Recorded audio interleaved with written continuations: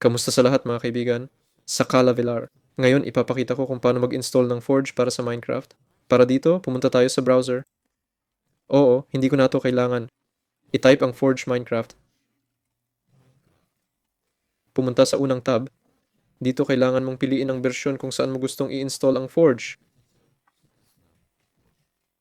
Ako, halimbawa, gusto ko para sa bersyon 1.2110.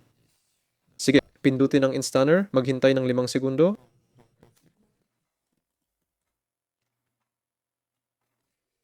At magsisimula ang pag-download. I-click ang skip ang magsisimula ang pag-download. Pagkatapos kailangan buksan ang file na ito. I-click ang OK. Agad na may install ang ating Forge. Oo. Ayan, naglo-load na, naglo-load. Antayin natin ang pag-install. Babalik ako mamaya. Ayun, na-install na. Sunod, pumunta sa Minecraft Launcher.